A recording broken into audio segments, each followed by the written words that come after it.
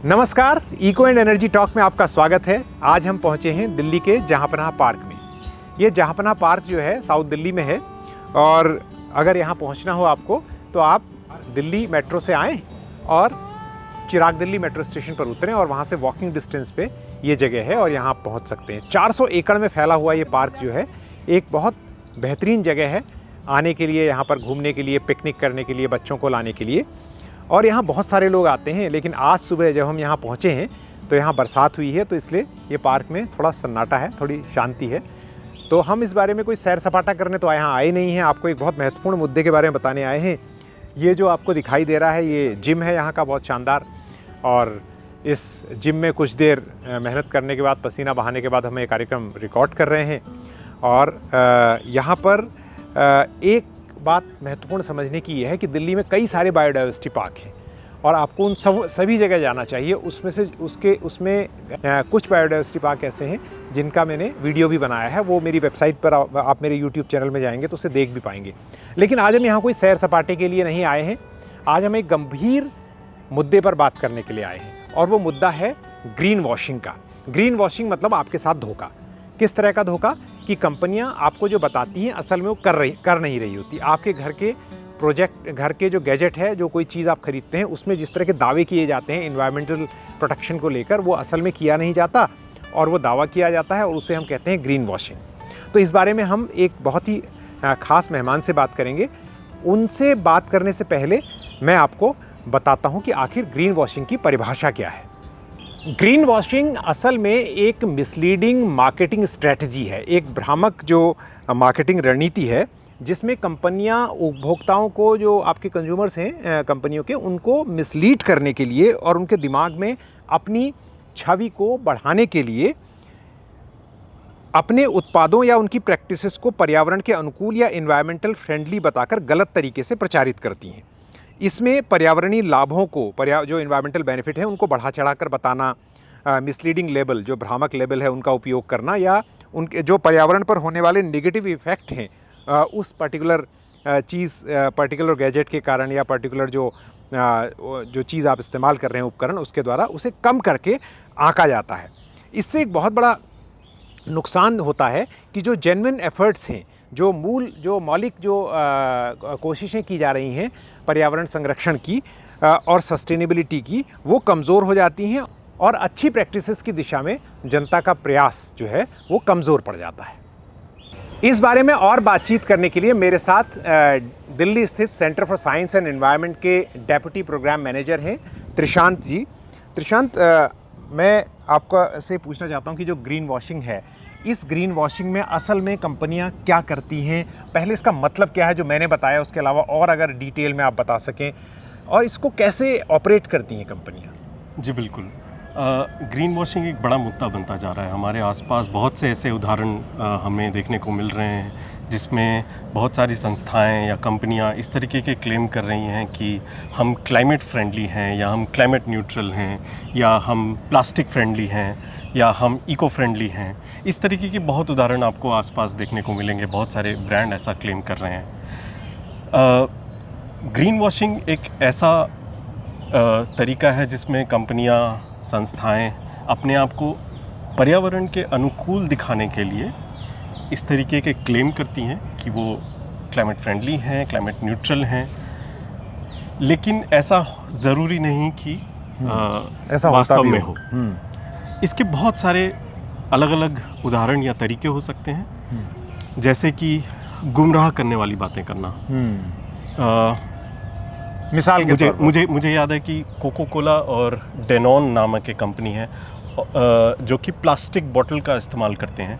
इन पर यूरोप में एक मुकदमा हुआ था जिसको लेकर इनका जो क्लेम था वो ये था कि हम 100% रिसाइकल करते हैं प्लास्टिक को, 100% रिसाइकलेबल। उसमें जब पाया गया कि ये भ्रामक क्लेम है, तो इन कंपनियों ने कहा हाँ, हम अपने बॉटल के जो ढक्कन हैं या जो रैपर है उसको नहीं काउंट करते हैं। तो ये एक तरीके का भ्रामक क्लेम हुआ जिसमें आप सच्चाई पूरी तरीके से नहीं बता रहे हैं। तो हिंदी में कहावत होती है चोर मचाए शोर। कई बार ऐसा भी होता है कि जो लोग चोरी करते हैं वही इस बात का भी बखान करते हैं कि चोरी हो रही है या चोरी से कैसे बचने के ये तरीके हो सकते हैं। लेकिन आपने जो बात बताई उसको अगर हम आगे बढ़ाएं तो हिंदुस्तान में आप इस तरह के उदाहरण बता सकते हैं कि जब मैं आपको एक उदाहरण बताता हूँ। अभी हाल फिलहाल की बात है कि मैंने एक चाय पत्ती का डब्बा ख़रीदा और उस चाय पत्ती के डब्बे में लिखा हुआ था कि ये क्लाइमेट न्यूट्रल है और ये प्लास्टिक न्यूट्रल चाय पत्ती है। मैं बड़ा क्यूरियस था क्योंकि रैपर तो उसका जो है वो प्लास्टिक का ही था। तो इस तरीके के क्लेम, अच्छा इस क्लेम के पीछे क्या सच्चाई है, कहाँ से ये क्लाइमेट न्यूट्रल हो गया, इस बात की कोई जानकारी उस पैकेट में नहीं थी। राइट। तो अब मैं कैसे ये मान लूँ या मैं ये कैसे कंफर्म करूँ कि ये क्लाइमेट न्यूट्रल है या ये कार्बन न्यूट्रल है, ये प्लास्टिक फ्रेंडली है, ये क्लेम कहाँ से आ रहा है? तो इस तरीके की पारदर्शिता न होना भी एक ग्रीन वॉशिंग का उदाहरण है। राइट।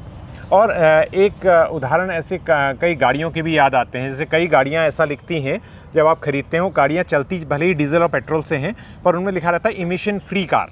जी। तो मतलब वो ये बताने की कोशिश करते हैं कि हमारा इंजन इस तरह से बना हुआ है कि कोई इमिशन गाड़ी से होता ही नहीं। जी। तो इसको हम कैसे देखें? Is it also a kind of green washing? देखिए, दो बातें हैं इसमें। एक तो ये कि ये सच है कि नहीं ये तो दूर की बात है।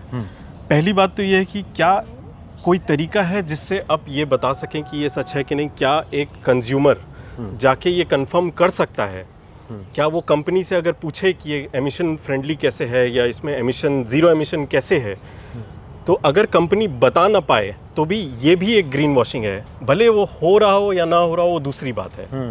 तो पारदर्शिता और पूरी तरीके से जानकारी को पेश करना ये बहुत इम्पॉर्टेंट है किसी कंपनी के लिए। और आजकल जो शहरों में रहने वाला एक बड़ा विशाल मध्य वर्ग है जो बहुत सारा कंज्यूम करता है और बहुत सारे मार्केटिंग तैयार करता है, उसमें इस तरह का फैशन है कि वो उनको लगता है कि भैया अगर हम कहेंगे इको फ्रेंडली है तो हम एक कंट्रीब्यूट कर रहे हैं। जी। और ये एक ह्यूमन साइकी है, इसमें किसी को दोष भी नहीं दिया जा सकता। लेकिन जनरली ऐसा होता है कि जो हम बात वहाँ देख रहे हैं वो हो नहीं रही होती। जी। राइट। तो इस तरह के मिसलीडिंग क्लेम जो हैं वो क्या कंपनियों के बीच में एक अनइवन ग्राउंड भी तैयार करते हैं? जो जेन्युइन एफर्ट कर रहे हैं उनके लिए एक अनइवन ग्राउंड भी हो जाता है। बिल्कुल।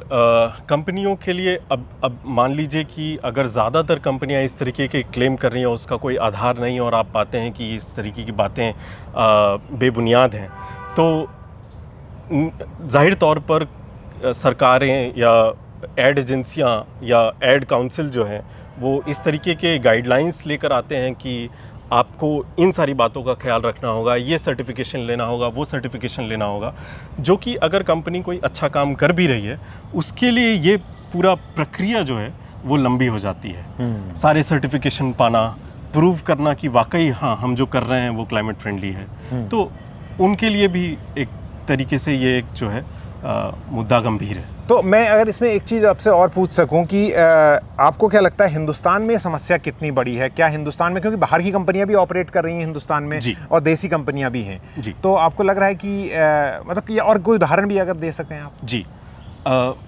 Centre for science and environment ने 2023 में एक रिसर्च रिपोर्ट पब्लिश की थी जिसका नाम है डिस्क्रेडिटेड रिपोर्ट जो है वो इंडिया में मौजूद वॉलंटरी कार्बन मार्केट के ऊपर रिपोर्ट है। और इस रिपोर्ट में हमने बहुत सारे इन्वेस्टिगेशन में पाया कि कहीं अगर बोला गया है कि ये पेड़ लगे हैं तो हम जाकर देख रहे हैं तो वो ना पेड़ दिख रहे हैं हमें और न ही कोई बता पा रहा है कि ये पेड़ हमने लगाए हैं। कहीं हम जा रहे हैं वहाँ पे चूल्हे बांटे गए हैं लेकिन हमें पता नहीं चल रहा है कि ये चूल्हे इस्तेमाल हो रहे हैं कि नहीं। और इन सब से जो क्रेडिट उत्पन्न हो रहा है कि हमने जो है कार्बन एमिशन कम किया, इसको कोई विदेशी कंपनी क्लेम कर रही है। ओके। तो एक तो ये जो सब कुछ कागजों में हो रहा है। जी। अब इसमें एक बहुत बड़ा मुद्दा ये है कि एक तो ये पूरा जो चेन है कि किस कंपनी ने वो क्रेडिट खरीदा, वो क्रेडिट कहाँ से आया, इसकी पारदर्शिता बहुत ही कम है। तो अगर फ्रेंच कंपनी मिशेलिन जो कि टायर बनाती है वो ये क्लेम कर रही कि भारत में पेड़ लगा के हमने कार्बन एमिशन कम किया, और हम जाते हैं और हम पाते हैं कि वो पेड़ लगाने का जो क्रेडिट है वो वहाँ की लोकल डेवलपमेंट एजेंसी भी कर रही है, तो इसमें अब डैनॉन जो बेच रहा है फ्रांस में, फ्रांस के लोग खरीद रहे हैं, इसमें एक बड़ा एक पारदर्शिता का इशू जो कि मैं कह रहा हूँ बार और बार। कई बार दोहरा क्लेम भी किया जा रहा है कि वहाँ वो भी क्लेम कर रहा है जो लगा रहा है पेड़, और यहाँ जो उसके लिए पैसा दे रहा है या कार्बन क्रेडिट खरीद रहा है वो भी क्लेम कर रहा है। इसका बहुत एक अच्छा उदाहरण है। मैं जब ये रिपोर्ट कर रहा था तो मैं मध्य प्रदेश के मंडला में था, और मंडला के गांव में घूमते हुए मैंने घर में पाया कि एक नहीं 2 कुक स्टोव बांटे गए हैं 2 कंपनियों के द्वारा। दोनों कंपनियां कहीं क्लेम कर रही हैं कि ये मेरा कुक स्टोव इस्तेमाल हो रहा है। बड़ी अजीब बात ये थी कि दोनों कुक स्टोव इस्तेमाल नहीं हो रहे थे। वहाँ मैंने देखा एक प्रॉपर गैस चूल्हा रखा हुआ है और उस पर खाना पक रहा था मेरे सामने ही। तो ये डबल काउंटिंग जिसको आप कह रहे हैं कि दोनों क्लेम कर रहे हैं कि हमारे कारण जो है वो उत्सर्जन कम हो रहा है, लेकिन एक्चुअली जो है वो दोनों के कारण नहीं हो रहा है। मैं यहाँ पर एक बात और बताना चाहता हूँ कि त्रिशांत जो जिन विषयों पर बात करते हैं वो उन पे कमेंट कर सकते हैं, लेकिन एक विषय ऐसा है शायद जिस पे वो कमेंट ना करना चाहें, तो वो विषय है स्मॉग टावर का। स्मॉग टावर का मतलब है कि हम एक स्मॉग टावर लगाएंगे और उसके बाद उसके आसपास के इलाकों की हवा साफ़ हो रही है, ऐसा दावा करेंगे। ये दिल्ली में साफ तौर पर देखा गया कि एक धोखा था। तो स्मॉग टावर जैसी चीज़ें जो हैं वो भी ग्रीन वॉशिंग की कैटेगरी में आनी चाहिए, अगर टेक्निकली नहीं आती। As a student of this subject मैं कह सकता हूँ। और दूसरी बात ये कि पोल्यूशन को रोकने का बेस्ट तरीका है कि आप उसे सोर्स पर कट करें, ना कि फैलने दें, और उसके बाद उसको रोकने के लिए स्मॉग टावर जैसे एक जो जिसे कहते हैं एक शो पीस लगाएं। इसके अलावा एक चीज़ और है जिसमें कंपनियां बहुत दावा करती हैं और लोगों के घरों में होता है, और अब अक्टूबर में जब से शुरू होगा पोल्यूशन फैलना तो लोग खरीदना शुरू करेंगे, वो है एयर प्यूरीफायर। तो वो काफ़ी हद तक मुझे जानकारों ने इस बात को समझाया, और आप इसे पढ़ भी सकते हैं, मैं कुछ लिंक भी शेयर करूंगा। वो एक बड़ी स्ट्रिंजेंट कंडीशन में लिमिटेड फ़ायदा करती हैं, लेकिन हमें ये बताया जाता है जैसे वो एक रामबाण है। अगर आपने एयर प्यूरीफायर खरीद लिया तो फिर आप साफ़ सुथरा हो। वो भी एक तरह से ग्रीन वॉशिंग की श्रेणी में आना चाहिए शब्द का इस्तेमाल मैं कर रहा हूँ क्योंकि टेक्निकली शायद हो सकता है वो ग्रीन वॉशिंग में ना आता हो, मुझे जानकारी नहीं है। मैं त्रिशांत से आगे का सवाल पूछूंगा। त्रिशांत, क्या हमें आप ये बता सकते हैं कि इसको रोकने के लिए सरकार क्या कर सकती है ग्रीन वॉशिंग के मुद्दे पर? देखिए, जो सबसे महत्वपूर्ण काम है वो ये है कि सरकार इस पे कोई नियम ला सकती है, कोई कानून ला सकती है जिस पे वो इस तरीके के क्लेम्स को के लिए कोई सबूत पेश करना या पारदर्शिता लाने के लिए जो है कंपनियों को कह सकती है। इसमें उदाहरण के तौर पर advertising standard council of India ने गाइडलाइंस जारी कर रखी हैं। 2024 में ये गाइडलाइंस जारी की थी कि इस तरीके के क्लेम्स के लिए आपको सबूत देना होगा, एविडेंस देना होगा। जो आप ग्रीन क्लेम करते हैं अपने प्रोडक्ट को या ब्रांड को, या आप जो इको फ्रेंडली या क्लाइमेट फ्रेंडली क्लेम करते हैं, इसके लिए आपको सबूत देना होगा। तो इस तरीके के गाइडलाइंस, तो एविडेंस बहुत स्ट्रॉन्ग इरिफ्यूटेबल एविडेंस होना चाहिए, तब जाके उसे कहा जा सकता है कि आप ये काम कर रहे हैं। जी, एविडेंस होना चाहिए। यूरोपियन यूनियन में इसके लिए ऑलरेडी लास्ट ईयर एक कानून आ चुका है, जो कि उन्होंने डिफरेंट कंट्रीज़ जो वहाँ पे हैं उनको बोला है कि आप इसके लिए रूल बनाएं कि कैसे ग्रीन वॉशिंग को रोका जा सके। तो ये एक बड़ा कदम हो सकता है सरकार की तरफ से। साथ ही साथ कंज्यूमर अवेयरनेस, उपभोक्ताओं की अवेयरनेस बहुत ज़रूरी है इस चीज़ के लिए। मैं एक फ़्लाइट ट्रैवल करता हूँ और फ्लाइंग कंपनी मेरे से 100 रुपये लेती है ये बोल के कि आपकी फ़्लाइट जो है वो कार्बन न्यूट्रल होगी। तो मुझे पता होना चाहिए कि ये कहाँ से आ रहा है, उस कंपनी ने ऐसा क्या किया। अगर वो बोल रही है हमने बहुत पेड़ लगाए हैं, कहाँ लगाए हैं, किस बिना पे लगाए हैं, किसने उसको सर्टिफाई किया, ये अगर आप बता सकें जो कंज्यूमर है उसको, अगर वो जानना चाहे तो, और उसे जानना चाहिए, तो मैं मानूंगा कि कंज्यूमर अवेयरनेस का काम भी सही ढंग से चले। तो 2 बातें इस प्रोग्राम में हमें समझ में आई। पहली ये कि इस मामले में कंपनियों के लिए एक स्ट्रिंजेंट एडवर्टाइजमेंट पॉलिसी होनी चाहिए, लेबलिंग लॉज बहुत स्ट्रांग होने चाहिए जिस आधार पर आप दावा कर रहे हैं। दूसरा, कंज्यूमर अवेयरनेस होनी चाहिए जो क्वेश्चन करें, वो जो सूचना के अधिकार जैसे कानूनों का प्रयोग करें और सरकार से पूछें कि अगर ऐसा हो रहा है तो ये क्यों अलाउ किया गया। अनफॉर्चुनेटली सूचना का अधिकार कानून जो है वो प्राइवेट कंपनियों पर लागू नहीं होता, और अगर होता तो इसका ज़्यादा प्रयोग किया जा सकता था। वैसे भी वो कानून काफ़ी कमज़ोर हो रहा है। तो ये कुछ चीज़ें अवेयरनेस की हैं। इस ग्रीन वॉशिंग के पूरे कॉन्सेप्ट के बारे में हमारी जो बातचीत हुई उसके बारे में अगर आप कुछ जानकारी देना चाहते हैं, कुछ कमेंट करना चाहते हैं, तो कमेंट सेक्शन खुला हुआ है, आप उस पर ज़रूर कमेंट करें। अगर किसी बात से असहमति है तो आलोचना भी करें, लेकिन कमेंट करके हमें ज़रूर बताएं और ये भी बताएं कि आप क्या जो विषय हैं उन पर इस तरह की वार्तालाप विशेषज्ञों के साथ देखना चाहेंगे या कार्यक्रम देखना चाहेंगे।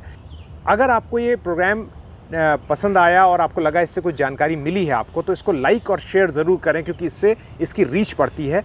और अगर हो सके तो इस चैनल को सब्सक्राइब करें और ज्वाइन करें।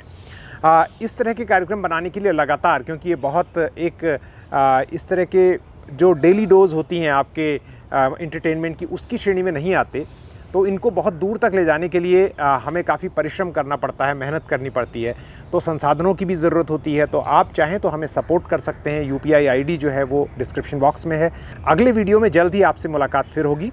तब तक के लिए अलविदा, नमस्कार।